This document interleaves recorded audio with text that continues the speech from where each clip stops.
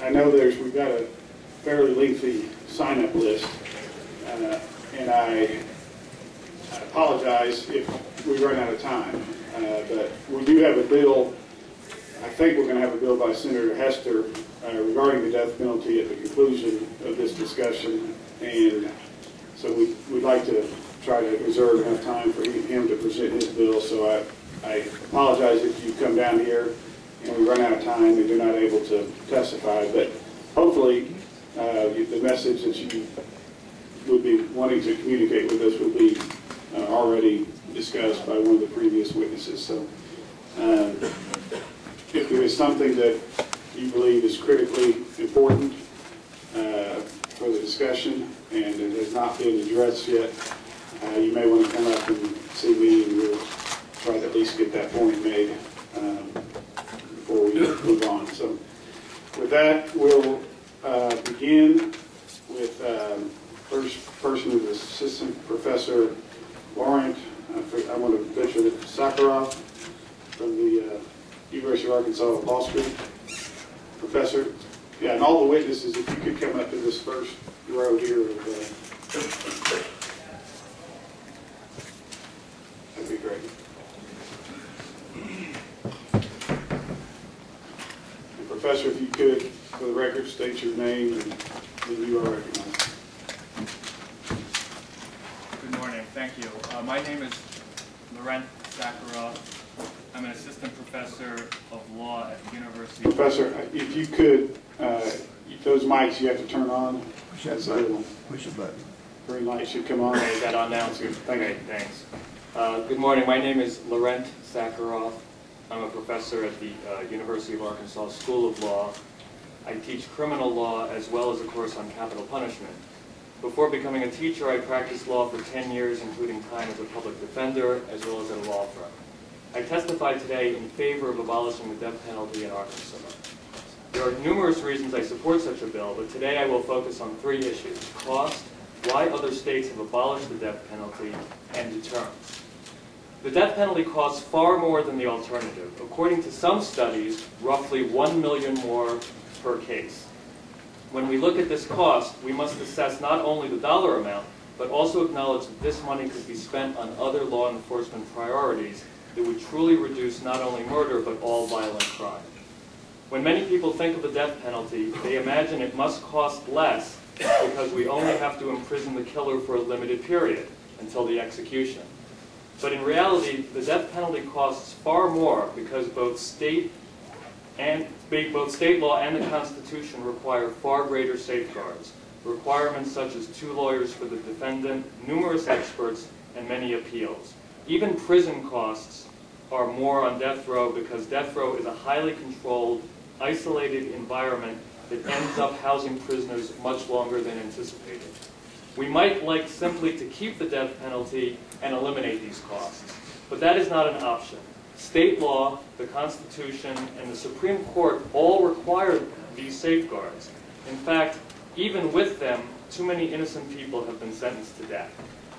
I will summarize the costs in other states based on studies to give the committee an understanding of just how much more expensive the death penalty is.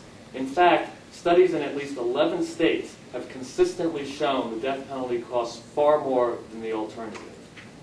One of the most rigorous studies came in Maryland.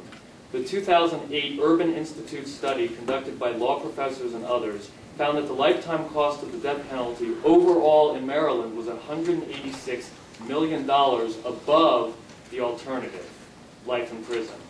A single case resulting in a death sentence cost $1.9 million more than life, part based on trial costs and part based on incarceration costs.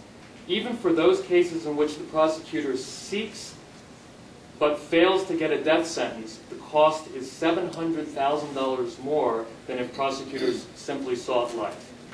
A careful study in North Carolina focused on the cost in only 2 recent fiscal years, 2005 and 2006, and concluded that the death penalty added $11 million per year. The chief sources of costs were defense representation of indigent defendants which again is required by the Constitution, and representation on both sides during appeals and post-conviction proceedings. But prison costs also played a big role. Other studies and estimates have confirmed these huge numbers, some measured by case and others by annual spending in other states. And I'll just quickly summarize. Utah, $1.6 million more per case. Tennessee, 48% more for a death penalty trial. That's just the trial. New Jersey, $1 to $1.3 million more just for the incarceration costs on death row. And finally, a recent California study estimated $1 million more per death penalty case. I'd like now to turn to why other states have abolished the death penalty. In the last 5 years, 4 states have abolished the death penalty: Connecticut, Illinois, New Mexico, and New Jersey. Maryland will almost certainly join these states in the weeks to come. Most states abolishing the death penalty in the last 5 years cited cost as a major factor, but other reasons played important roles, especially the high number of exonerations leading to concerns about fairness and accuracy and possible racial disparities. I will focus on Illinois because it is a large state that was traditionally pro-death, pro-death penalty, and which abolished the death penalty on March 9, 2011 for various reasons. First is cost. Illinois could have saved $150 million in the decade between 2000 and 2010 if it had abolished the death penalty.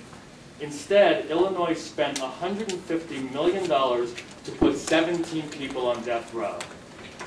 This $150 million figure is quite staggering when we consider that Arkansas put more than half that number on death row in the last 10 years. That is 10 people. The second factor leading to abolition in Illinois was the high number of exonerations, 20 since 1977. The people of Illinois were particularly shaken by the case of Anthony Porter, who came within 2 days of execution.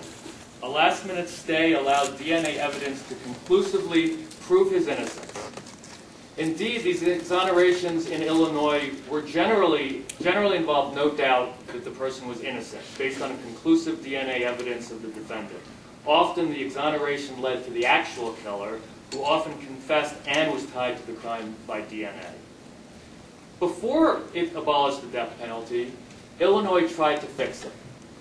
False confessions and faulty eyewitness testimony often led to wrongful convictions. Illinois therefore invested in numerous, very costly measures to address these problems, including more money for attorneys and investigators, as well as a requirement that interrogations be videotaped. But despite these measures, 2 more people falsely confessed to death-eligible offenses and were only exonerated by DNA testing. In other words, the costly measures Illinois employed to fix the death penalty failed to do so, and the state decided the only solution was to abolish it. The costs were simply too great. I'd finally like to talk about deterrence, the idea that we need the death penalty to deter would-be murderers from killing. In one straightforward way, of course, the death penalty deters murder when compared to no punishment at all. If would-be murderers knew they faced no penalty, of course they would be less likely to be deterred than when faced with the death penalty. But when considering deterrence, we must consider the alternative punishment and how much that punishment deters. In other words, under Arkansas's current law, if the death penalty is eliminated, the alternative will be life without the possibility of parole. The question then becomes this: does the death penalty deter more than a sentence of life? Put another way, if you were a cold-blooded killer, would you stop merely because the death punishment was death rather than life in prison? As you likely know, there are many studies attempting to answer this question, but the most recent and most comprehensive study of all the studies is that there is no evidence that the death penalty deters. This study from just last year comes from the National Research Council, which was founded in 1916, includes the National Academy of Sciences, and has been issuing reports widely relied upon by the U.S. government for nearly a century. They looked at studies from the last 30 years and concluded there's no evidence that the death penalty deters. But studies probably tell us less than we can learn from the men and women fighting on the streets. When asked what they believe will be most effective in reducing murders, police chiefs around the country do not point to the death penalty. In a study released in 2009, a national research and polling firm polled 500 police chiefs at random, and in their answers they ranked the death penalty last among common methods to reduce violence. What they listed as a greater priority tells us a lot about effective law enforcement. The top priority was more cops, followed by reducing drug and alcohol abuse. Significantly, the police chiefs ranked as number 4, providing more help for the mentally ill.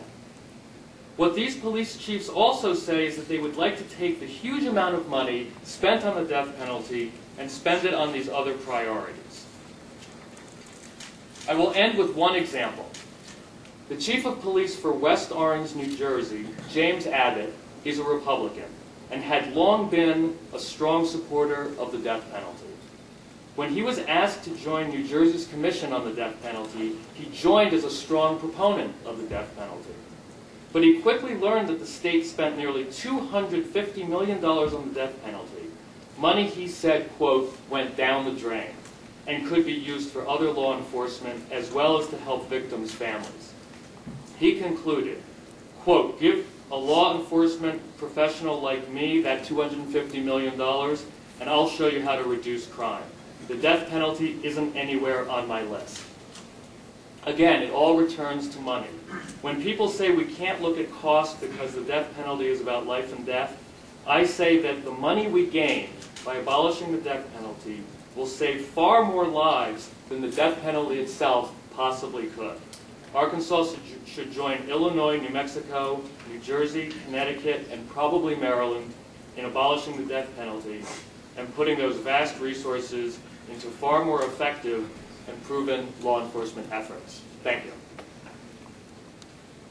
Yes, sir. I've got one question for you on cost. I've looked at a few of these studies and I've had trouble on determining how they calculate cost.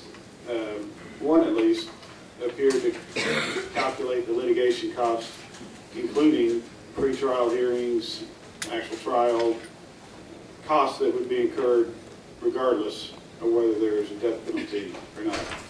Have you looked at what all is included in these cost estimates? Yes, sure. That's always a problem with studying this issue.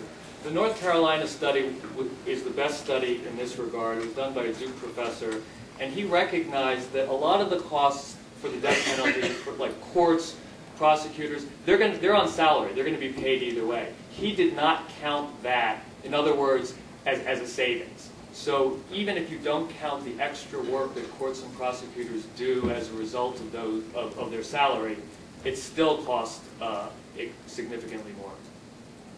Okay. And on the deterrence, is there a, it seems like you said we've had 10 in the last how many years?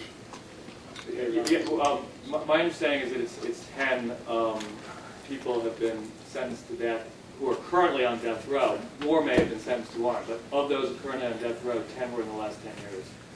Well, and I don't know how a study could measure this, but it seems like the deterrent factor when it's used, and I'm not complaining about this, but when it's used as judiciously as we at least here in Arkansas use it, that it may not be a deterrent because it's not a credible threat since it's used so sparingly, which again I think is probably a good thing. But has there been any trying to decipher more states that use it more often? Is there a greater deterrent effect in states that only use it sparingly? There are no studies that show conclusively that the death penalty deters, partly because there are so many variables and so many factors, and you've identified a few.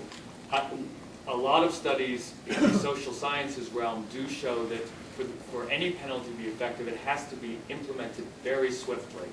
And under current Supreme Court precedent, the death penalty just cannot be imposed swiftly, and so that robs it of a lot of its deterrent effect. Okay. Are there any other questions from members? Professor? All right, seeing none, thank you very much for your Thank you. testimony. Next, we're going to hear from Dee Sollings. We all know.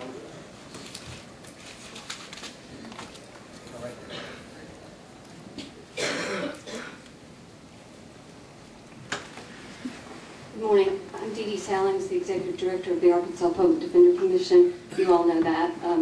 What you don't know is that my prior life before the Commission was created in 1993, I worked for the Pulaski County Public Defender's Office and specialized in death penalty defense. So I've been boots on the ground, and I know what the trial takes. Additionally, the Capital Conflicts and Appellate Office is in my office, and we staff cases. If I could, before I get into my presentation, I'd like to address some of the questions that you've asked Senator Hutchinson. You asked Professor Sakharov about the costs and the pretrial hearings and that sort of thing. When you're looking at the death penalty, your pretrial hearings are a lot longer, a lot more detailed. You're talking dozens, hundreds of motions, as opposed to a non-death case. So innate in the death penalty case, you're going to have additional costs. Further, if you go to trial with the death penalty on the table, you're talking week, 2 weeks, as opposed to 2 or 3 days. Those are costs that the county bears, the state bears. And with respect to, I'm sorry, I took some notes. You indicated that we use the death penalty sparingly. I believe there are studies that show that states that impose the death penalty have no lower crime rate. For instance, Texas uses the death penalty all the time, or imposes it. But their crime rates are not lower, so it's not a deterrent. And I can tell you, I've never represented anybody who said, gosh, if I'd known I was facing the death penalty, I wouldn't have done this murder. Most of my clients don't think they're going to get caught, and they don't think about the consequences, and that's why there's not a deterrent effect.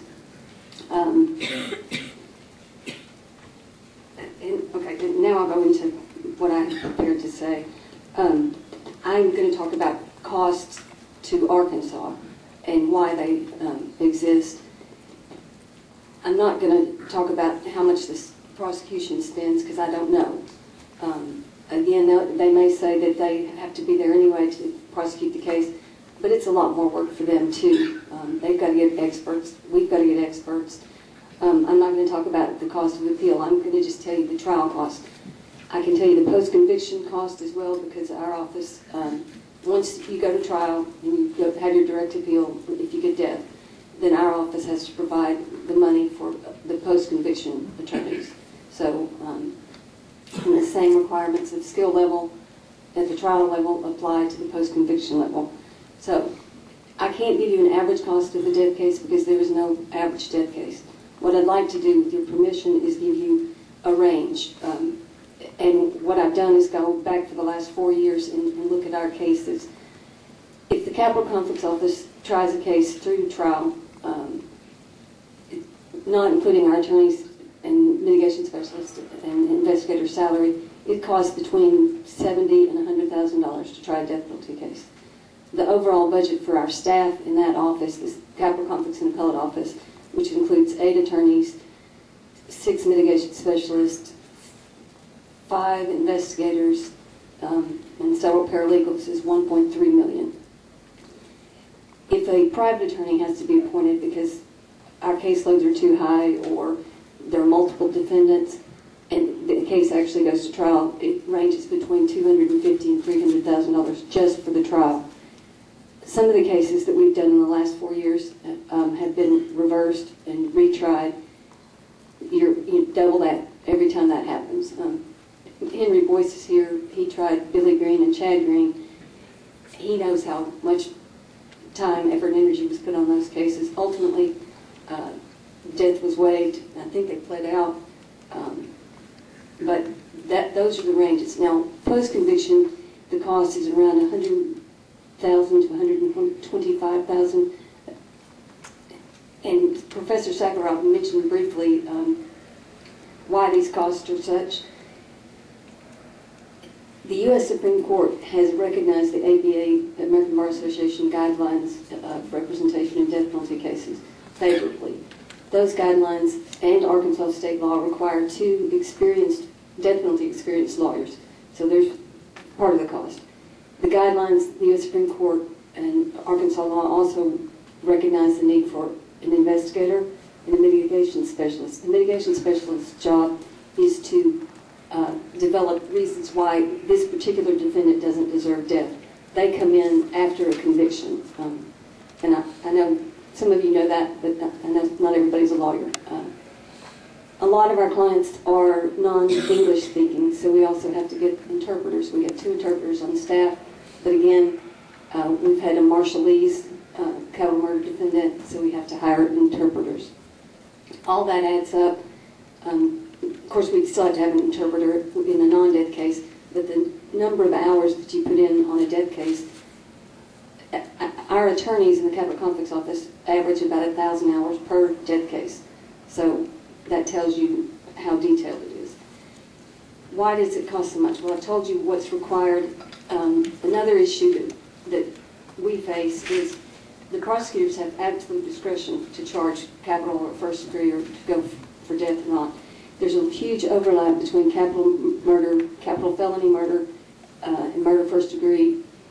And so what one prosecutor might charge as capital and go for death, same or very similar set of facts, another prosecutor would not. We also find, and I've got some public defenders here who will tell you that oftentimes death is used as a bargaining tool. If you won't plead out to life without, we're going to go for death. That adds up. I've looked at our numbers, and I've got several cases where we spent $80,000 to $90,000, and the death penalty was waived on the day of trial, or an offer was made, a few days before trial. That's a lot of money, and that's money that we have to spend. We can't wait because also in Arkansas, under Arkansas law, the death penalty is presumed to be sought if a person is charged with capital. So if you charge me with capital murder, I've got to prepare like you're going to go for death, unless and until you waive or we reach a bargain. So my lawyers and my staff can't wait and say, well, Judge, we thought they were going to waive. We've got a tool up and be ready. We hope and we appreciate and we like it when they waive, and we like it when we can work this out. It's better for everybody, if the person's guilty, of course, but we spend a lot of money getting ready. And On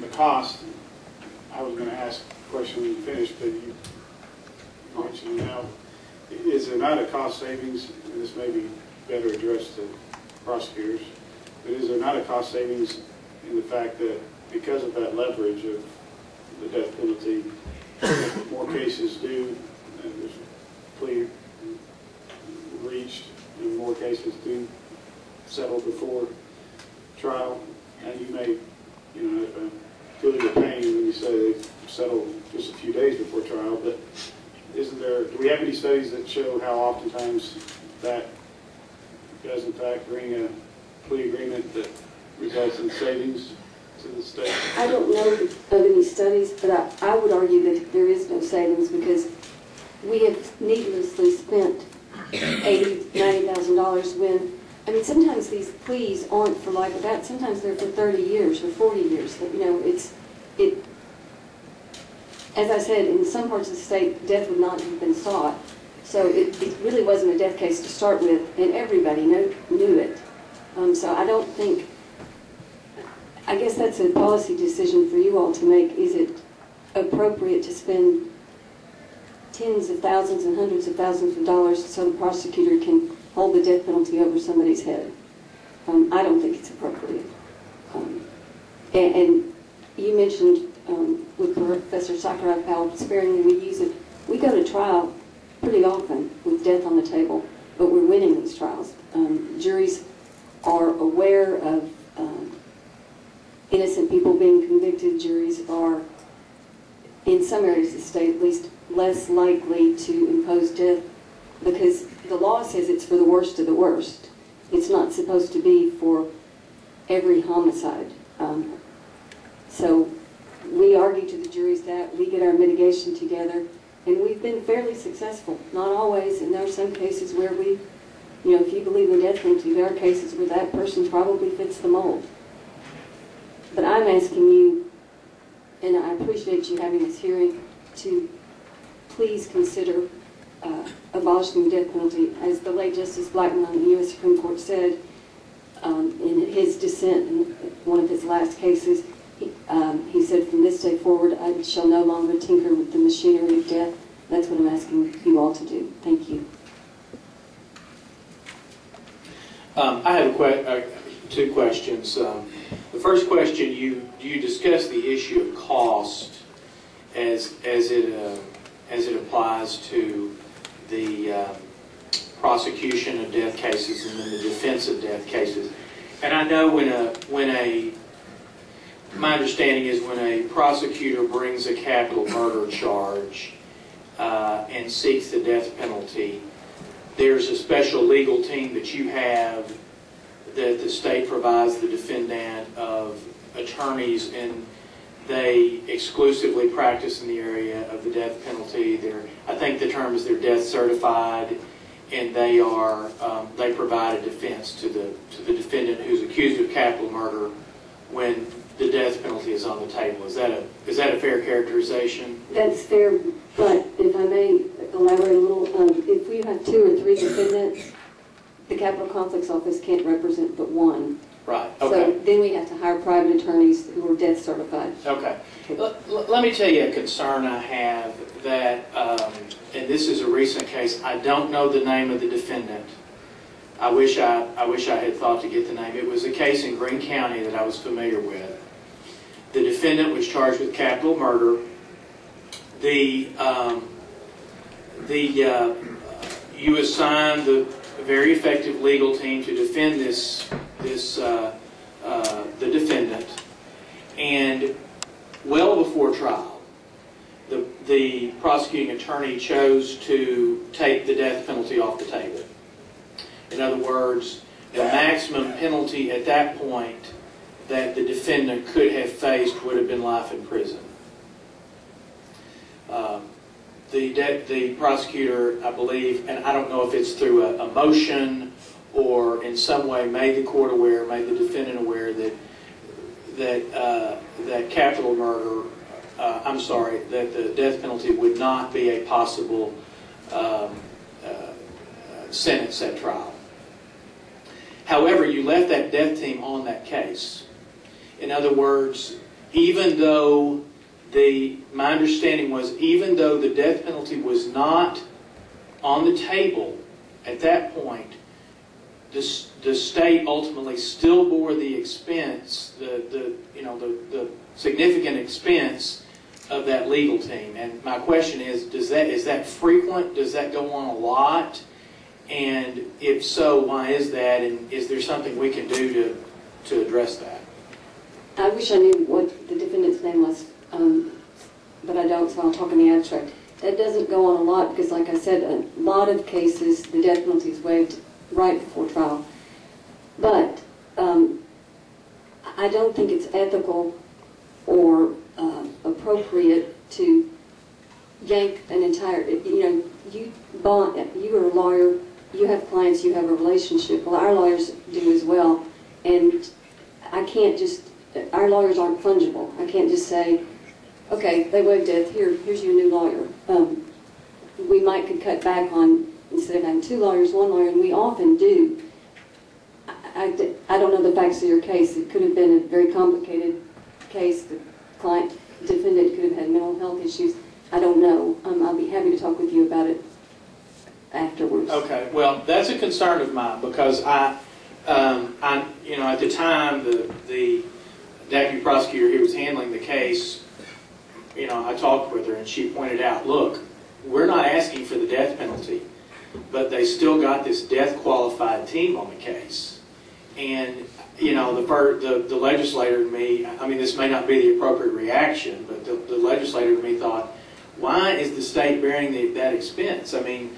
He is certainly entitled to a defense, But as you pointed out, and rightly so, a death penalty case is very different because of a lot of reasons, but in part because of the sentencing and because of what goes on at the sentencing and the types of evidence that you have to take and the types of things that the court and the jury have to consider. And I assume that's one reason why we need why the defendants have the death qualified attorneys. And so I think it's not a wise use of state resources. I'll just say this. I think it's not a wise use of state resources to use death qualified attorneys if you know well in advance that the prosecutor will not be seeking the death penalty. So I'll put that out there.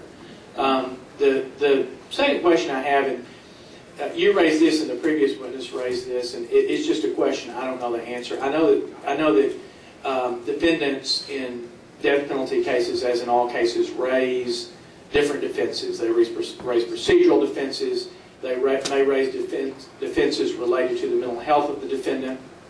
And then sometimes the defense is innocence. Just, I didn't do it. And I know that's where we have seen exonerations around the country related to DNA evidence. And so the question I have is, to your knowledge, have we ever executed anyone in Arkansas who was innocent? Who was in recent times that we're aware of, who was innocent of the crime for which he was convicted? And I'll take it a little broader. Has that ever happened in this country? Or has it happened recently in the United States that we're aware of that we have actually executed someone who was not guilty of the criminal misconduct for which he was convicted?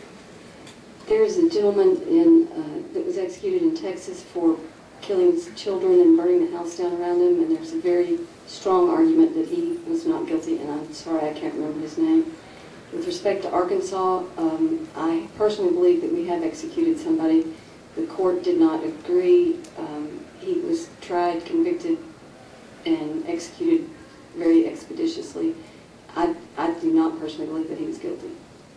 When did that take place? Who was that? When did that take place?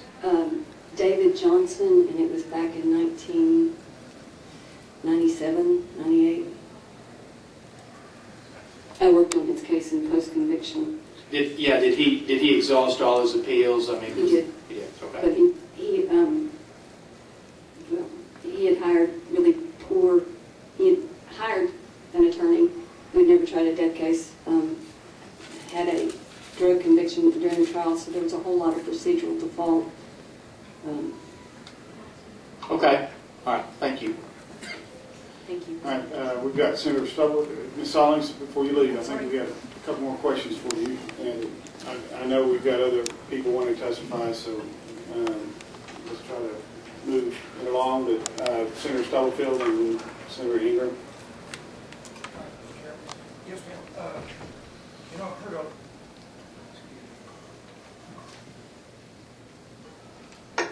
I've heard a great deal this morning about how much more efficient it is to keep someone on death row for life rather than execution. Has there been any study, has there been any work done to try to expedite and speed up this process? And would you be willing to tell me that the state of California saved money by keeping Charlie Manson alive since those murders in the late 1960s, rather than executing Charles Manson? Actually, Senator Stubblefield, Charles Manson got the death penalty, and then the death penalty was ruled unconstitutional, so he was sentenced to life. The study, and I haven't looked at the study that the professor testified about. Apparently, the study shows that it would have been cheaper to just, or it has been cheaper just to keep him alive. I'm sure you're aware he comes up for parole hearings all the time, and he's not going anywhere.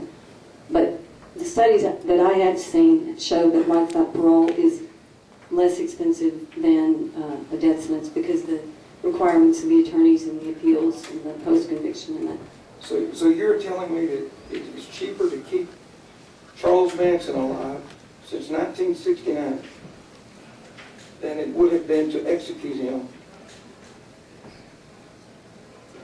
That's what the studies have shown, yes, sir. That's what the studies are showing? Yes, sir. Thank you, Mr. Chairman. This is directed to the chair, the vice chair. For those of us that are not lawyers, would somebody help us with what a death qualified attorney, what that means and how you become a death qualified attorney to represent death cases? Well, Ms. Stallings can answer this a lot better than I can. I know that in general, one of the big criticisms historically of death penalty cases, and really in a lot of defendants' cases in other areas or in other convictions, was that the defendant did not have competent counsel. And because of the seriousness of the death penalty, my understanding now is almost every attorney, if not every attorney, who defends someone who's being charged with a crime where the death penalty is possible in sentencing, that the attorney has to have had special legal training, perhaps a certain record of a certain number of years of practicing in the area. I don't know the specific requirements. I'm sure that she could explain that. Senator Ingram, the commission adopted minimum standards for who can try death penalty cases as lead counsel, which is the attorney who's in charge, and co-counsel, who's the second, or co-chair, or the co-counsel. And those were adopted by legislative council, so those are the law. What it requires to be lead counsel is, as Senator Thompson said, you have to have specialized training every year in death penalty defense. You have to have tried a capital case as co-counsel, sat through one, not just observed one, been involved in one, and you have to have significant experience in serious felonies. One more follow-up. Is there a large pool of attorneys in Arkansas that have those qualifications? We try every year to increase the pool.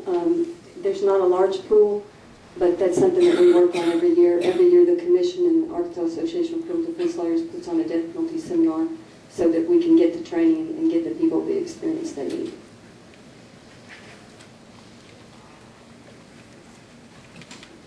Okay, thank you. Thank you, Ms. Hollins. Next, we have Mr. Ray Crone. And just so we have, and this is the fault of myself more than anybody else in the members, but we have about 20 minutes left on this side, so try to be brief. Thank you. You're recognized, Mr. Crone. Thank you. My name is Ray Crone. I'm a director of membership and training with a group called Witness to Innocence, the organization of death row survivors. And yes, you're looking at one of those monsters labeled by the television, by the media, the person that deserves to die. I was sentenced to death in the state of Arizona. Let me give you a little background on myself. I live in a small agricultural town in south central Pennsylvania. Small town where everybody knew everybody when they grew up. Man's word, his honor, integrity. You looked the man in the eye and you shook your hand. I was my church choir. In the Boy Scouts, played Little League Baseball, Pee Wee football. Graduated in the top 15% of my high school class. Spent 6 years in the U.S. Air Force with a top secret clearance, an honorable discharge. I got out in Phoenix, Arizona, got a job with the U.S. Postal Service. And I have to say I supported the death penalty. I believed in it. Deterrent effect for the worst of the worst. I found out it was wrong. Almost dead wrong at the age of 35. December 29th, 1991, I got questioned about a murder of a local barmaid, a local bar I played darts for. I played on their volleyball team. One of her co-workers said that I was a boyfriend. I was questioned for about 3 hours. During that 3 hours, they noticed I had crooked teeth, and they remembered a mark on the body. It resembled a bite mark. Local medical examiner said it was a bite mark. They brought me in the next day for blood, hair, and dental samples. That was December 30th. December 31st at 4 o'clock, when I got home from the post office that day, just stepping out of my car, Heard the sound of screeching brakes, doors slamming, people yelling, "Freeze, don't move, you're under arrest." I was thrown on the ground, arrested for murder, kidnapping, and sexual assault, and Kim's death. Now, I'd never been in trouble with the law. I had no reason to worry because I didn't do anything. I had a roommate living in my house at the time that knows I was home that night. So I was naive. I was stupid. I believed in that system. I didn't need an attorney. I didn't do anything. And I couldn't come nowhere near the hundreds of thousands of dollars it costs to get a good defense attorney. So I was given a court-appointed attorney. Just 7 months after my arrest, I was sitting in the courtroom being called a snaggletooth killer, a murderer, a rapist. Trial lasted 3.5 days. 3 days was the police, the prosecution. They hired a bite mark expert. I put that in quotation marks. A bite mark expert who testified that marks in the body matched my teeth, that my teeth were unique as a result of a car accident when I was a young man that broke my jaw. That those marks were made at the time of death, so that made me Ray Crone, the murderer. The last half a day of that trial was the defense's turn. I testified. I raised my right hand to tell the truth. Had my roommate who was staying at my house at that time raise his right hand to tell the truth. The prosecutor came up after his testimony and said, "You'd lie to protect your friend, wouldn't you?" It took the jury just 3 hours to find me guilty of murder and kidnapping. And when it came time for the mitigating hearing, when you're supposed to mitigate, meaning to lessen, to show remorse, I want to ask you something. How do you show remorse for something you didn't do? I told him I didn't do it. You got the wrong person. So I was called a cold-hearted killer, a monster, a murderer, with no remorse, and I was sentenced to death. Sat on Arizona's death row for the next 3 years. My friends, my family that knew me at the age of 35, I established myself. They stood by me. I even got the Bible in there. I read the Bible. Found strength in passages. How the darkness shall come the light. Rejoice in trials and tribulation, for you shall find favor in the sight of the Lord. I found my strength, and I realized if I'm going to fight this system, I better know this system. I started going to the law library when he still provided them. Started learning about the law issues, things that I never knew about. Finally, after 3 years on death row, the Arizona Supreme Court overturned my conviction. The prosecution withheld evidence. They ordered a new trial. By now, my friends, my family come and visit me on death row, see me in my prison jumpsuit, my handcuff shackled at my waist, my ankles shackled together, taken into visitation with one arm released and chained to a table there so I could pick up the phone to talk to my mom, to talk to my sister, to see the tears in her eyes, the pain for them seeing me there. And they realized the state of Arizona could and would execute you, that there were people out there that were actually looking forward to the execution, for that closure, for that ending to this horrible murder. Didn't matter who did it as long as somebody paid the price. So my folks mortgaged their home, cashed in their retirement funds. Local churches had raised homemade baked goods and homemade handmade crafts, raised money for my family. We hired an attorney out of Southern California. My second trial lasted 6.5 weeks. Over 500 exhibits were introduced. 3 bite mark experts testified for the defense. We actually found out that DNA had been taken from the bite mark on the victim's breast. That DNA did not match me. My family came out from Pennsylvania, sat that whole time with me, friends in Phoenix, would get off work to come and hear the testimony. The truth was coming out. Maybe you ever been accused of a liar or being something you couldn't prove. To finally hear that finally there's somebody there on my side. Finally, it's there. And I still didn't realize how important it was for a capital murder case to be won. That prosecutor told the jury to disregard that DNA, to ignore that DNA. It's easy to explain that she's a waitress. She handles glass and bottles all day long. That was just transferred there by accident off of one of those glasses. Took the jury 3.5 days. Came back and found me guilty again. Only this time that judge had sat through those 6.5 weeks and heard all the evidence. He said this case would haunt him for the rest of his life. He said that it's hard for him to believe that somebody with my background could be committed a crime like this. He said he had lingering and residual doubt of my guilt. So he sentenced me to life in prison instead. The next 5 years, my family and friends fought. Thankfully, in 2001, the state of Arizona passed new legislation allowing post-conviction relief to bring up other evidence that hadn't been previously introduced, to be allowed to bring that back before a judge. Fortunately, the Phoenix Police Department had kept Kim's clothes. Kim Ancona was the victim. They kept her clothes, stored it, preserved it. We were able to get a look at it and find DNA evidence on it. And the Phoenix Police Department was ordered by a judge to do DNA testing on that clothing. And they extracted DNA from her pants, from her underwear. Compared it to me, and it wasn't me. Compared it to Kim, it wasn't Kim's. And I have to say, God bless this overachiever in the medical examiner's office and the police department's crime lab, because that lady took that evidence, decided to put it in the nationwide DNA data bank. Wasn't ordered by the court. She just decided to do that on her own. The data bank that was storing DNA from all over our country. And that DNA came back with a match. Back with a match to a man who was currently serving a 10-year sentence for having sexually assaulted a child. A man had a previous sentence for raping a woman. I was released. After 10 years, 3 months, and 8 days, I walked out of that prison to start my life all over again at the age of 45. Reunite with my family and friends. Also the distinction at that time of being the 100th person in America to have been sentenced to death, later to be exonerated, to be released. 100 mistakes have been made. Human nature, we make mistakes. There's a lot of media coverage. How did you survive? What was it like, Mr. Crone? How did you live through that? And I talked about the support of my friends and family. I also talked about sleeping with the Bible under my pillow all those years. I read it front to back 3.5 times in those 10 years. And a reporter in the back raised his hand. He said, well, Mr. Crone, given your faith in God, how do you justify him leaving you in prison for 10 years? And I thought about this for a second.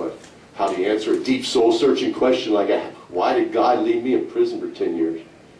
My mind was blank, and all of a sudden something shot in there. I said, well, you know, maybe it's not about those 10 years I spent in prison. Maybe it's about what I have to do those next 10 years. And that's what I do now. I tell my story. I'm just number 100. There's now been 142 exonerations in our country.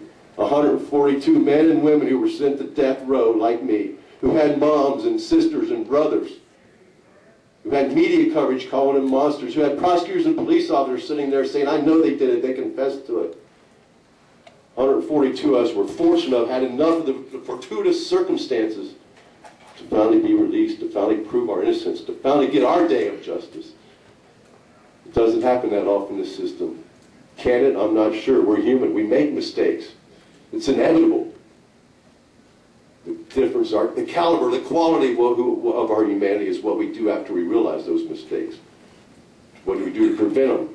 Or do we cover them up? Do we deny them? Do we keep it going the way it is and say, well, it's, you know, it only happens a few times? Well, if it only happens a few times, it's not your daughter, not your son, not your father or your brother. In closing, I just want to leave you with this. Anything that is of human nature, it is make mistakes, it is fallible. We have a chance to correct when there's still a person there. Something with the finality of the death penalty. Something that involves the taking of life, which is why it costs so much, because we've got to get it right. We've still proven all around this country that we haven't, that we make mistakes.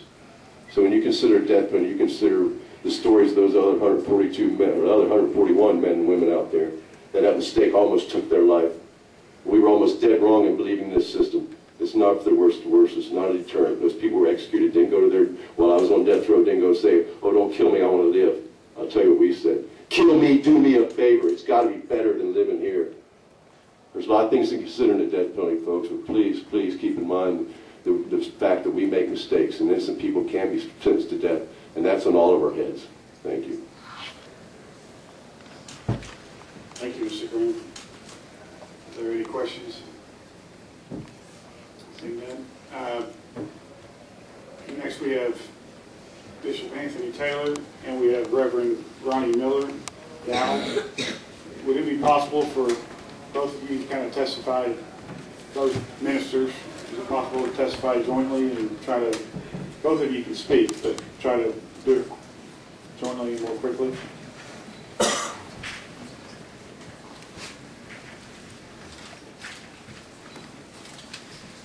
I'm Anthony B. Taylor, Bishop of the Catholic Diocese of Little Rock, which encompasses the entire state of Arkansas. And I'm going to skip over the first part of the testimony I prepared. You'll be able to find it on the Diocese of Little Rock website later. Thank you. I have a unique perspective to offer regarding capital punishment because I've experienced both sides of this issue personally.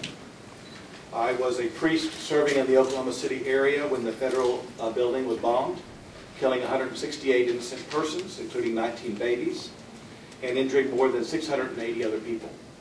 I had the funerals for two of the victims, Ethel Griffins and Tony Reyes. The grief of those families, and indeed of all of Oklahoma City, was profound. We all drove with our lights on day and night until the last body was recovered. We felt like we were in a month-long funeral procession. practically everyone knew someone who had died.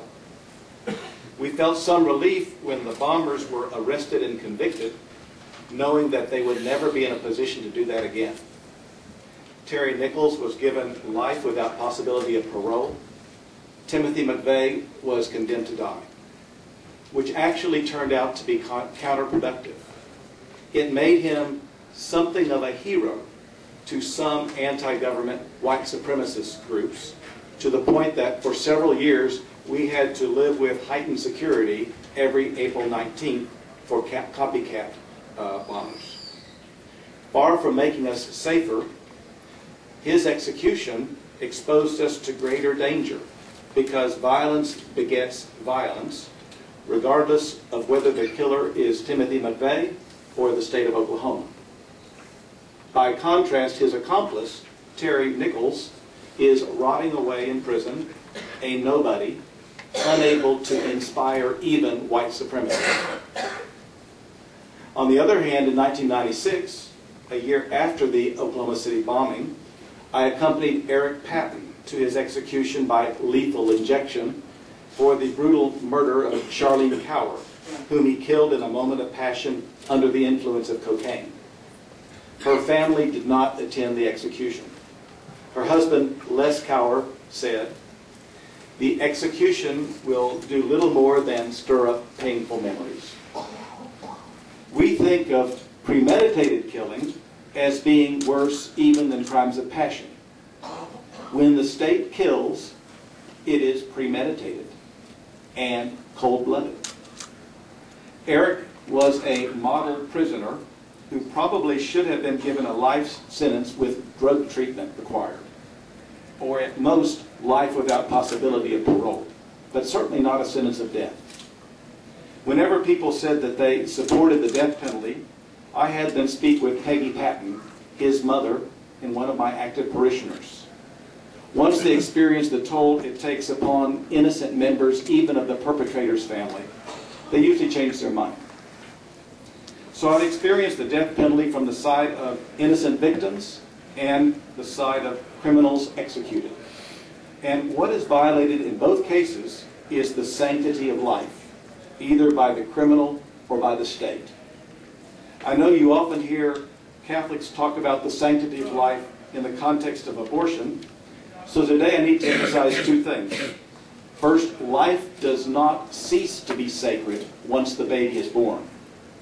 And no one will be fully secure until we reject everything that threatens human life or degrades human dignity. Jesus' teaching about the sanctity of life is a seamless garment, an organic whole that has come unraveled to the point that we tolerate utterly immoral behavior in this country as if it were nothing. After all, if life is not sacred, who cares what people do? Who cares what the state does on this or many other matters? He was a criminal after all.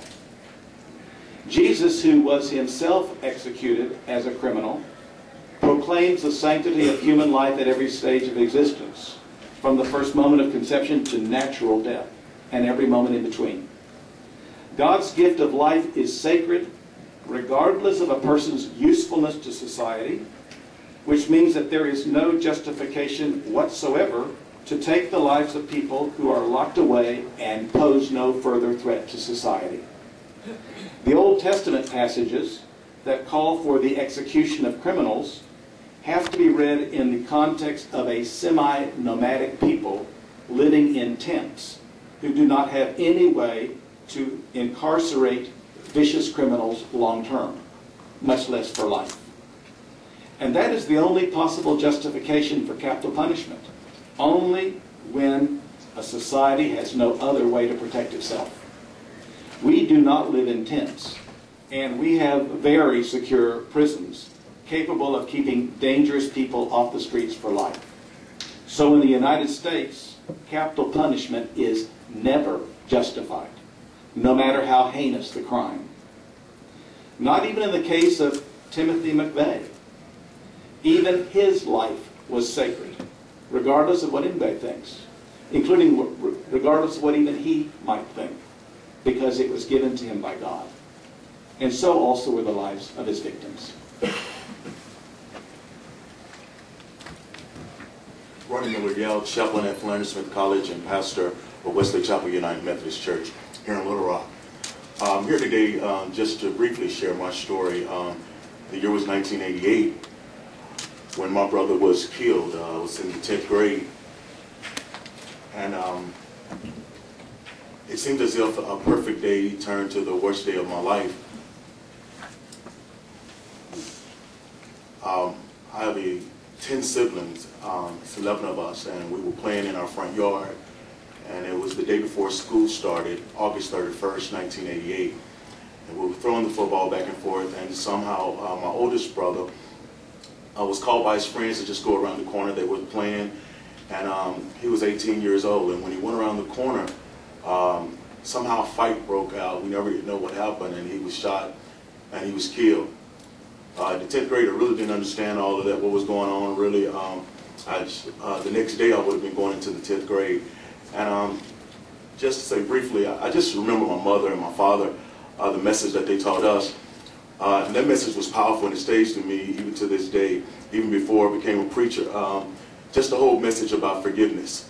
I don't know how it works, but during that time, I never forget my mother received a phone call that the man that killed my brother was getting out of jail. He had posted bond, bail and bond, and to get out. And when he got out, my mother invited him to our house.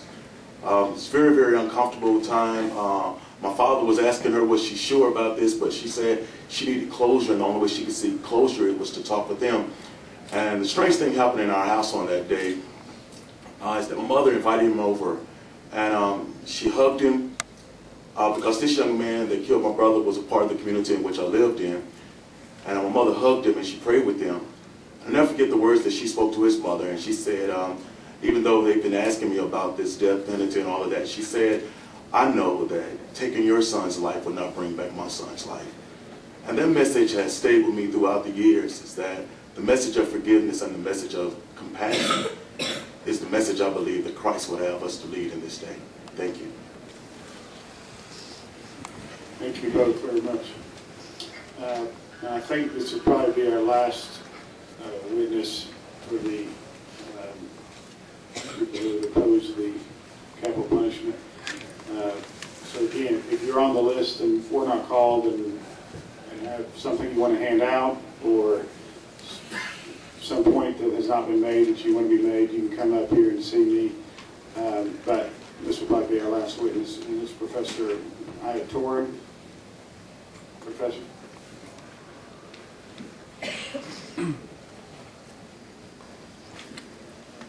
You're recognized. Thank you, and thank you very much for having this hearing on this very important topic. As you know, my name is Ajua Ayatoro, and I'm currently an associate professor of law at the University of Arkansas William H. Bowen School of Law, where I teach remedies. I am also the director of the UALR, Racial Disparities in the Arkansas Criminal Justice System. This is a project that we obtained some funding for when I served as the inaugural director of the UALR Institute on Race and Ethnicity from July 2011 until December 2012. The project is now housed at the law school. As a part of that project, we have formed a steering committee that consists of 60 people from around the state, from every walk of life: police chiefs, lawyers, judges, activists, ordinary community organizers from every political side and position. We have the chief of police of Harrison, Arkansas.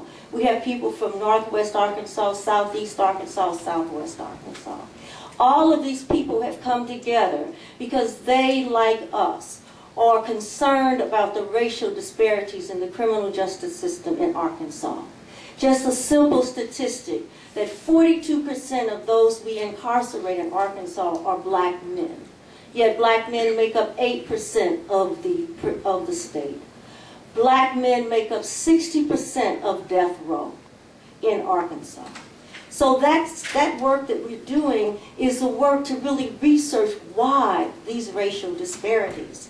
The first stage phase of that research has begun. It was launched the end of 2012. Working with the Arkansas Department of Corrections, we are researching prisoners who have been convicted of homicide, sentenced to life, life without parole, or death. However, I am not preempting the results of that research. We anticipate that we will have those results at the end of the year. However, national as well as Arkansas data underscore an important reason to abolish the death penalty. The arbitrariness of its applications falls most harshly on African Americans. The racial disparity in who is given the death sentence and for the death of what victims is alarming and suggests that the continuation of racial discrimination is through structural and unconscious racism. The racial disparity in the application of the death penalty is a national phenomenon. People of color, black primarily, have accounted for 43% of the executions since 1976 and 55% of those waiting execution. Although white victims account for 50% of the murder victims, they are 80% of the victims in all capital cases. Studies in Georgia, Maryland, New Jersey, and North Carolina have concluded that defendants are much more likely to be sentenced to death if they have killed a white person. Indeed, the Maryland Commission on Capital Punishment reported in 2008 that the administration of the death penalty clearly shows racial bias, and that the chances of a state prosecutor seeking and imposing a death sentence differs alarmingly across jurisdictions in Maryland, even when the cases are similar. The data from Arkansas duplicates this pattern. As I said, we're embarking on a vast research project. But in 2005, a study was released that showed that the death penalty in Arkansas was similarly imposed in this biased way. A study was conducted by now deceased Professor David Ballas, and it was conducted in the Arkansas Judicial Circuits 8 and 8S from January 1, 1990 through December 30, 2005. He found in summary that black defendants are at greater risk of advancing procedurally and ultimately receiving a death sentence than other defendants. Indeed, only black defendants receive death sentences. Moreover, only cases involving white victims have death sentences. Consequently, there are no white defendant cases or black victim cases on death row, which raises questions about equal treatment on the basis of the defendant's and victim's race. These troubling patterns and disparate outcomes persist even after controlling, that is, equalizing, criminal culpability by equating cases according to the number of aggravating circumstances. That is, treating like cases like. That is, treating similarly situated defendants in the same way. This smacks at the all men are created equal of the Declaration of Independence and Article 2, Section 2 of the Arkansas Constitution. I quote, "All men are created equally free and independent and have certain inherent and inalienable rights, amongst which are those of enjoying and defending life and liberty." And it smacks of that for at least two reasons. It is evidence that black defendants are viewed and treated as less deserving of consideration that would lead to them serving a life sentence for a crime for which a similarly situated white defendant would receive a life sentence, thus upholding the view that white defendants are more deserving of life. It is evidence that the lives of white victims are valued more than those of black victims, again reflecting a view that white life is more valuable and the taking of that life by a black person is more reprehensible than if it were taken by a white person. This is reminiscent of the treatment of blacks in their interactions with whites during slavery. We urge you to join those states that have decried the arbitrariness in the death penalty and the racially disparate application of the death penalty. It is important for the state of Arkansas to lead the South in abolishing one of the remaining vestiges of slavery and Jim Crow, the treatment of African Americans as less than whites, both when perpetrators of crimes and when victims. You have heard the testimony of those who have talked about the extraordinary increase in costs that comes about in simply defending a case where death is a likely sentence. You have heard the possibilities of innocence, that we can never be sure that a person that we are executing or that the state is executing is not innocent. You have heard about the evidence that there is no evidence to support the conclusion that death penalty is in fact a deterrent. Studies done have not proven that. Evidence shows that the only way you can actually have a deterrent is if punishment follows almost immediately from the commission of the act, which is impossible in our system of justice. It is impossible to have it not simply for the death penalty, but for any crime. So we urge you to consider abolition and not the reinstatement of an alternative method to put to death those convicted of murder. Thank you again for your time and for your attention. Thank you, Professor. Before we move to the proponents of the death penalty, I just want to clarify for the audience, there is no bill pending before this committee or this legislature to do away with the death penalty. The purpose of this meeting was the Supreme Court has issued a ruling that the legislature improperly delegated authority to the Department of Corrections regarding executions and essentially asked us to have more oversight. So in light of that, I thought it would be appropriate to, before we discuss the methodology of executions, that we discuss the humaneness of the death penalty itself. And so that's the purpose of this discussion. However, there will be no vote, there is no bill to vote on to do away with the death penalty. So at least not been filed as of yet. So with that, we'll turn to the other side, and Bob McMahon is here with the prosecuting coordinator's office, and I think Bob probably is hesitant for me to say that he's necessarily a proponent, but he represents the prosecutors and is going to discuss the death penalty and its application in Arkansas. So Bob, you're recognized. Thank you, Mr. Chairman. Again, it's Bob McMahon. I'm here to represent the Arkansas Prosecuting Attorneys Association. I have with me some of the elected prosecuting attorneys, which you all want to identify yourself for the record. My name is Henry Boyce, and I'm the prosecuting attorney for the 3rd District. Tom Tatum, I'm prosecuting attorney for the 15th Judicial District. Scott Ellington, I am the prosecuting attorney for the 2nd Judicial District. You all are each recognized. Thank you. Thank you, Mr. Chairman. This testimony, I believe, will be very different from what you've already heard. Senator Hutchinson asked us to come and do some general informational discussion of the procedures here in Arkansas, because many of you may not be familiar with how those work.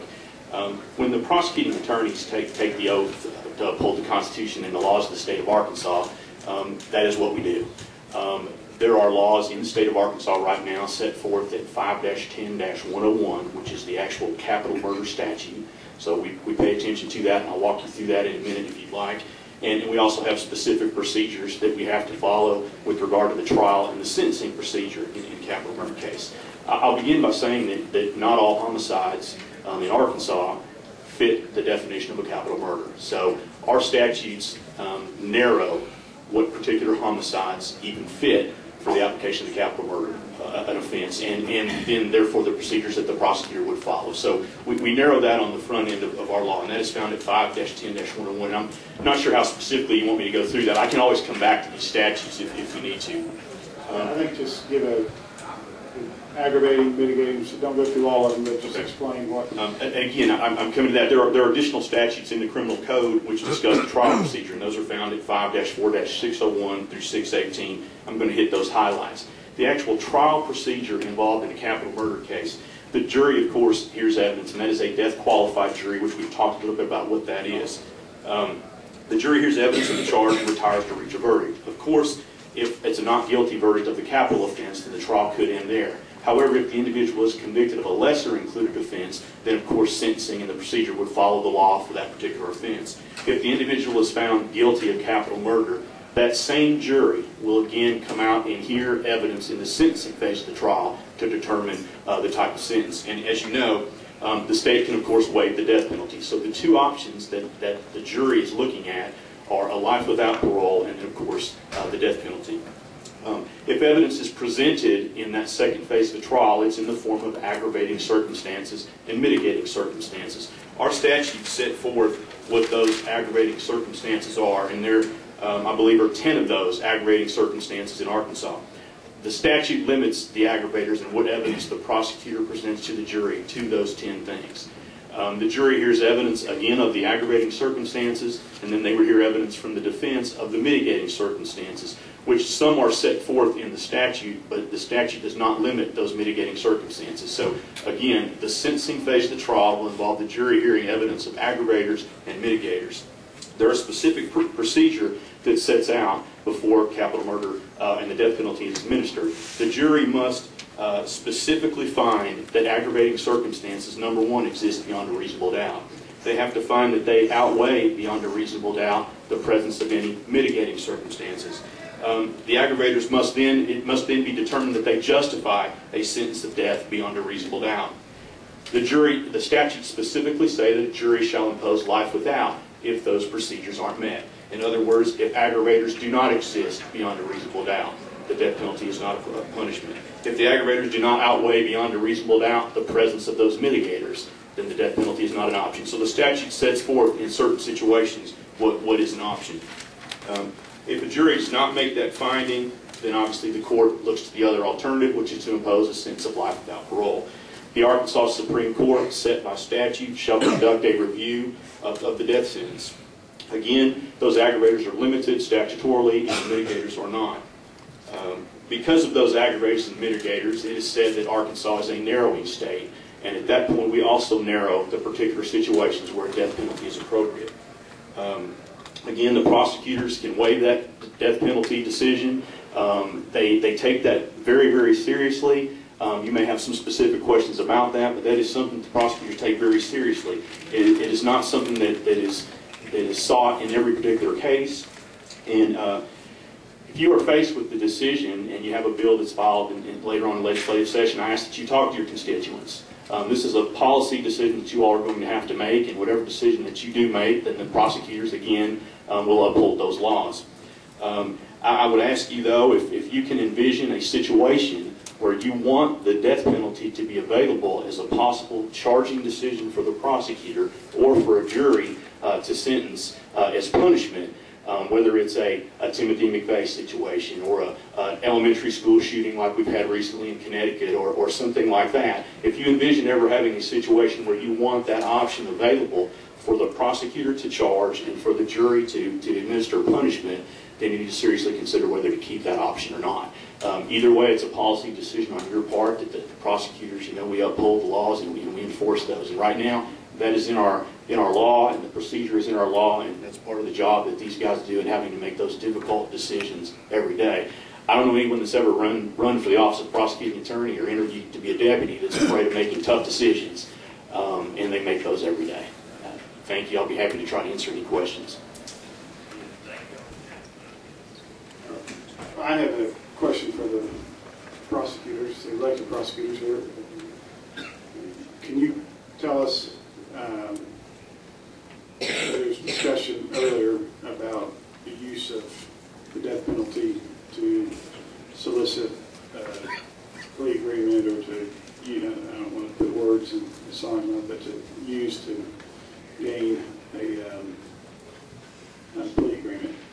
Can you all discuss, if if that's the case, and does that improve the efficiency of the courts, and is there cost savings for that? And you may not be prepared to testify to that, but I am at least interested in y'all's thoughts on it. Once again, Tom Tatum, 15th Judicial District. You know, plea negotiations happen in every case, not just death penalty cases. Obviously, no one is going to plead to the maximum level. And so, if death penalty is not an option, I don't believe you'll see the pleas for life in prison that you currently see, or even the pleas for 40 years, because that's their maximum exposure to a jury. And so there's no incentive on the part of a criminal defendant to enter that plea. I think it's an effective tool. That doesn't, I don't have the thought process, and other prosecutors may be different, but I don't think, well, I'm going to charge this guy with capital, but I have no intention of seeking it. I don't know if any of you have dealt with, 15 or 20 people who have lost a loved one, and to lead them on that way and think you're going after death penalty and that's what they want, and then pull that away from them is a hard thing. I've had several cases that as time has gone on, the most recent one, a police officer who was shot down in Columbia, where the family, as they learned more about the death penalty and how long the appeals went on after, they were more interested in a plea of life or term of years. And so there's all kinds of dynamics to this situation. But one thing I think that's been left out today is the emotions of the victims and of these people who are never going to have the opportunity to talk to their loved one, to even go to prison and visit them while they're waiting. The last person that was executed out of my district, I think it took 22 years for him to be executed. There's other people out there who have been victimized, who have lost their lives. They didn't receive any of these protections. And I think that's something that needs to be considered. I think it's something that every prosecutor should have the opportunity to look at and make that decision. As you know, here in Arkansas, we don't seek it in a large percentage of cases. I personally have sought it. I think I filed it maybe 3, maybe 4 times. And I think it's something that's not entered into discretionary, that each prosecutor puts thought into it and tries to make the best decision he feels on that case. And so I think it would improve judicial efficiency as far as I think you'd see more pleas in murder cases than without it. But that's just my opinion. Are there any other questions? All right, seeing none, thank you, gentlemen, very much for your appearance. Thank you, Mr. Chairman and Committee. We have 2 members of the audience who have signed up to speak for proponents of the death penalty. But before we get to that, we're going to make sure you have time. There's a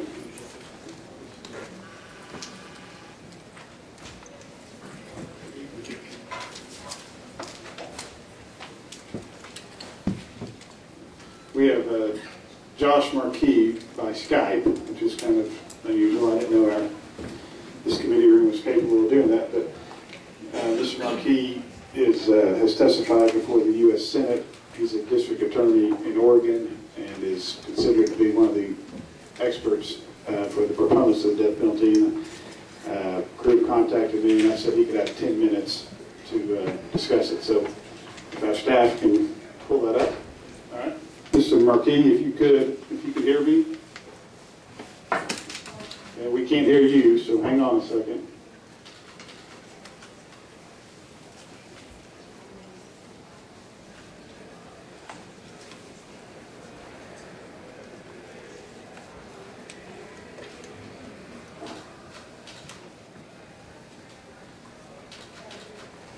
Can you try again? Test.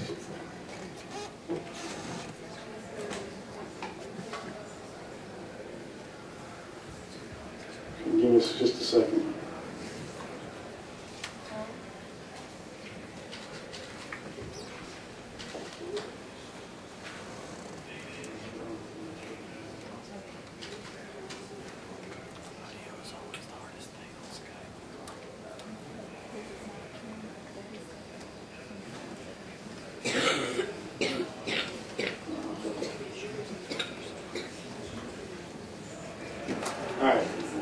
work on that.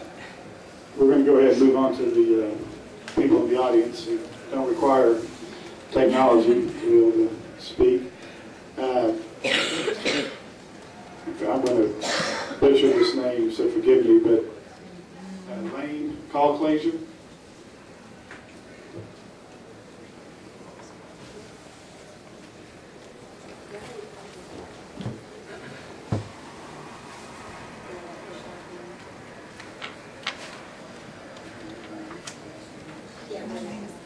My name is Elaine Colclaser. Honey, push that button there. This one. Hit that button. Try it again. There should be a green light if you're on. I've got a green light. Okay. Well, I just you have are- to get closer, I guess. There you go. If you could state your name and My name is Elaine Colclaser, you're recognized. and I am here to speak in favor of the death penalty. My husband, Charles Colclaser, was murdered in July of 1989 by two young men. The older of the two, at his trial, they asked for the death penalty. He was found guilty, and during the sentencing phase of it, Dee Stallings asked that the mitigating circumstances that he not get the death penalty, and he did not. She told the jury that he could be put in a place where he would never hurt anyone again, that this was the best thing because he was only 19 years old. In November of 1995, Sergeant Scott Grimes was murdered in the Arkansas State Prison. He was an unarmed guard. He was the only guard at that time that had ever been murdered. I cannot tell you the pain and suffering that this one man has caused all these families. Scott Grimes' family, my family, children, mothers and fathers and brothers, everyone has suffered so much. He got the death penalty for killing Scott Grimes, and he's been on death row ever since. I think that one of the things that I've heard here a lot is cost, how much it cost. He's been down there since 1996 on death row. He's had appeal after appeal after appeal. Everyone knows he's guilty. I mean, he killed Scott Grimes in front of his fellow workers. I think that we've forgotten that there's justice, that some people are evil, just plain evil, and you cannot put evil people somewhere where they cannot hurt anyone else. I know that everyone is looking for a humane way of execution. I don't know the answer to that, and so that's going to be up to you, but I think that sometimes you get to a point where you know that life without parole is not enough. I thank you. Thank you, Ms. Colclaser. Are there any questions that she's willing to take in? All right.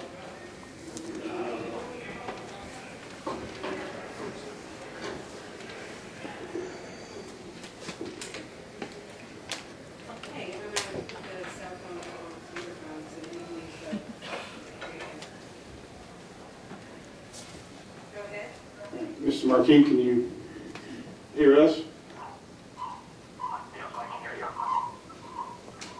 Okay, we can hear you barely, but we...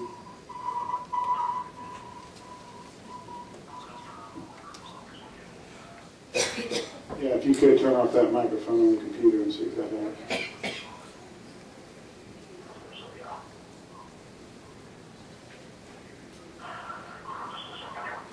I think that's still there.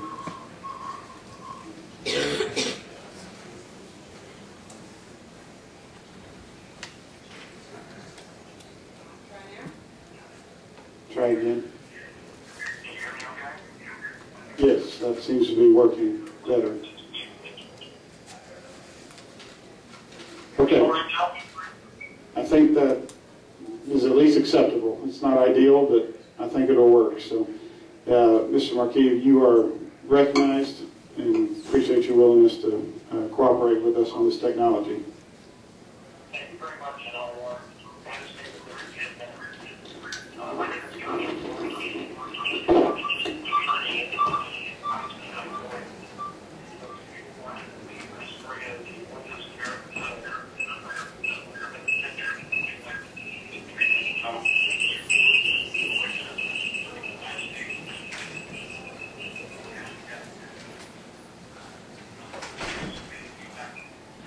afraid we are. Can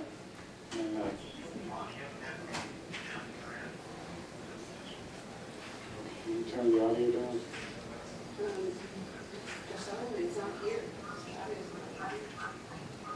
Okay, try again if you don't mind.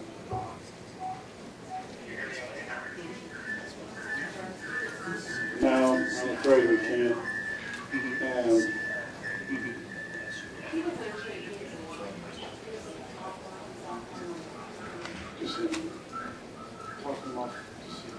All right, well, we're still trying to work that out. Let's move on to Mr. Donald Schmidt. Is Mr. Schmidt here? There he is. All right, Mr. Schmidt, you are recognized, and if you could state your full name for the record. Donald L. Schmidt, Sr. Okay, you're recognized. All right, on April 11th, April the 12th, 2011, the last person on the list for death row is named Jerry Lard. He tried, convicted, and executed my son with 2 video cameras and 2 audio cameras. He finally ran out of bullets, chasing 2 officers around, shooting at every one of them. He hit my son 3 times. The last shot hit him in the wrist, where he dropped his Glock pistol. And as he sat there and told him, I had 3 children. Please, please don't shoot me again. He picked up my son's pistol, who worked for the Truman Police Department, and shot him point blank range, this far from his face at a down angle.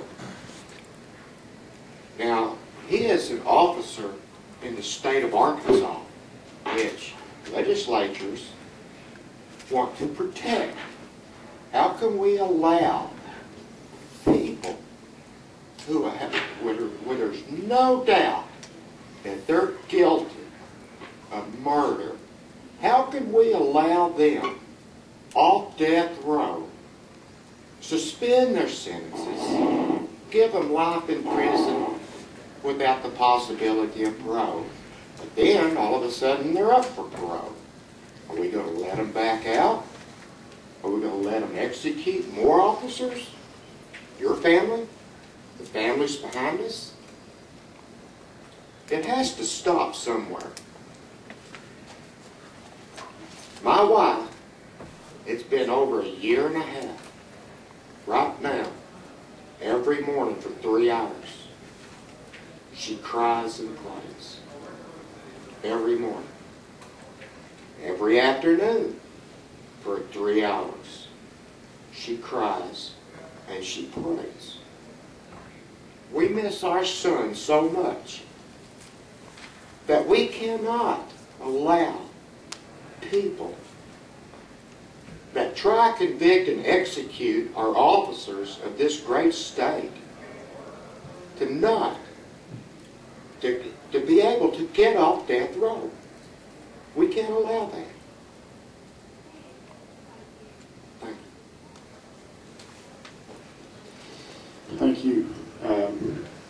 Are there any questions?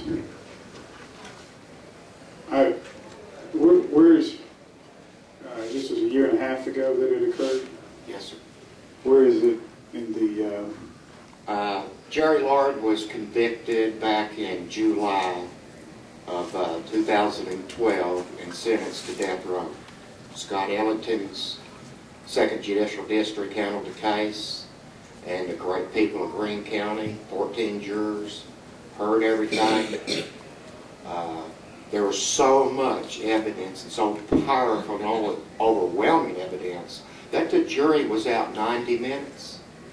No, less than that, wasn't it, Scott? About 50 minutes. They were out 50 minutes in the first phase and came back with a conviction. In the penalty phase, they were out 1.5 hours or less. That's how much evidence there is. It's overwhelming evidence. 2 audio tapes and 2 videos. They show this man walking around with a gun in his left hand, holding a 44 drink from Subway, walking around sipping on it and shooting at 2 officers. And he executed my son. He didn't murder him. He didn't kill him. He executed him. He had no malice, showed no remorse during the trial, didn't care. The only time that he stood up when he was sentenced to death by the judge, did he cry. He cried for himself. He didn't cry for his family. Now, his family suffered too, don't get me wrong. We don't blame his family. There was one person that committed this awful crime, and that's Jerry Lord. And Jerry Lord deserves the death penalty, and I hope to God the state of Arkansas carries it out. Thank you. Thank you very much. All right, is there anybody else? We don't have anybody else on the list. Is there anybody else in the audience who wishes to speak forward? All right, seeing none, let me get a quick update. We've got Senator Hester here who wants to run a bill involving the death penalty, so we'll make sure we reserve some time for him, but let me see how we're doing.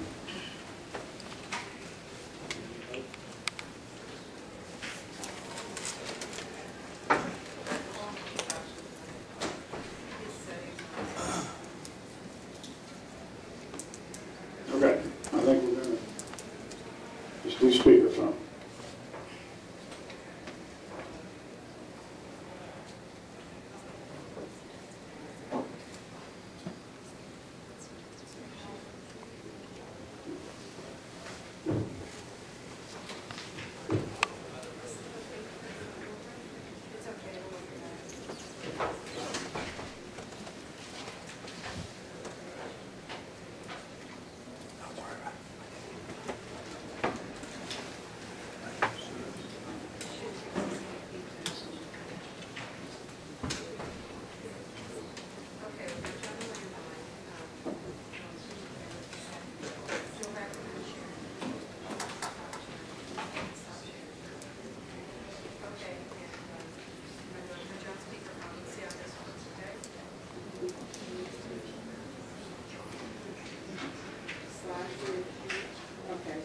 Okay, gotcha.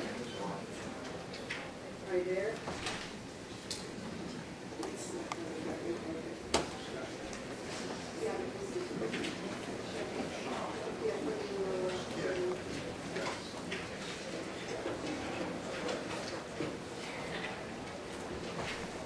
Okay, there.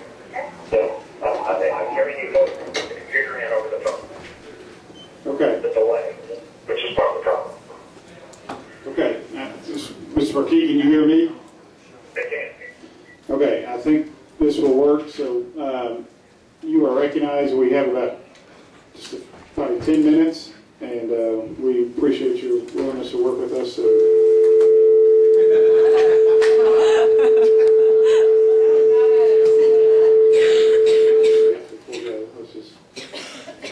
We appreciate it. We apologize, but that's too much hassle. All right, if there's nobody else in the audience, we'll conclude the special order.